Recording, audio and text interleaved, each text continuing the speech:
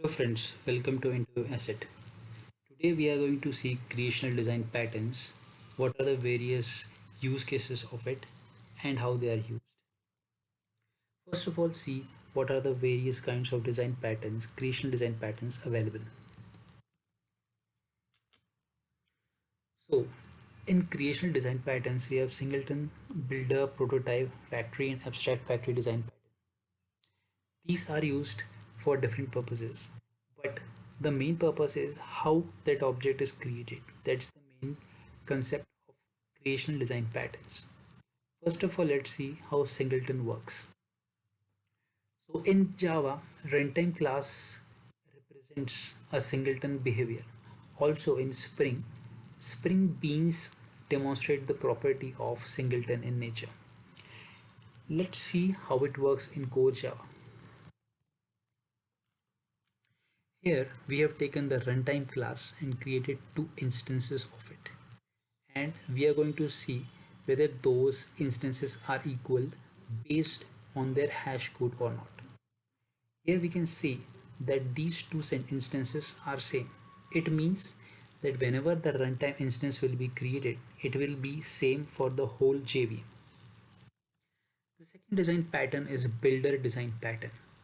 Builder design pattern is primarily used when we are having a lot of attributes in the POJO and we do not want to use all of them to create a particular object. To show you an example, let me go to this class and run it. Here we can see that string builder object is getting created based on append method, and we are appending a string or we are appending an integer on it. The advantage that we get here is if we don't want or want a particular attribute to be added, we'll be able to do that. And finally, we'll be able to see a final object or final string with all the things that we have appended. The next pattern is prototype design pattern. Prototype design pattern is primarily used when the object creation is complex or costly, and we want to use its functionality, which can be used through a clone also. So to achieve this in Java, we have to implement clonable interface. Let's see how that is done.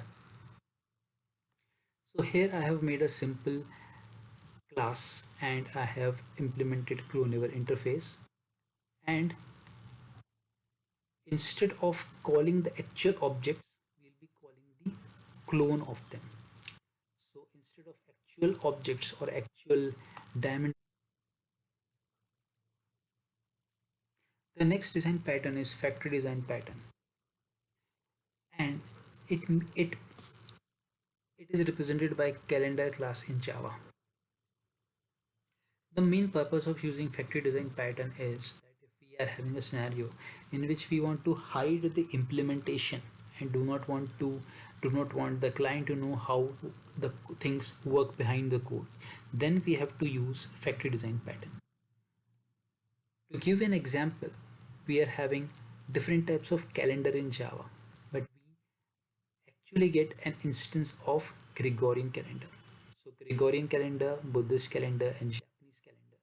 These are the three calendars available in terms of Java, and we are able to see that we are able to get the Gregorian instance of the calendar. The last pattern is abstract factory pattern, and this means that uh, we'll be having one more layer of abstraction. Instead of object which we are getting in factory pattern, we'll be getting we'll be having a one more layer of interface, and through that we'll be getting a factory, and by that we'll be able to obtain an actual object. So to demonstrate that, what I've done, I've created a simple file like this, as you can see on the screen, and here we are going to get a abstract factory. Through that we are going to get a factory, and from that we are going to get the actual document. These are the various properties of the document, as you can see on the screen here in the output. So these are the primary patterns which come under creational design patterns. I hope you are having a better understanding of creation design patterns now. That's it for today.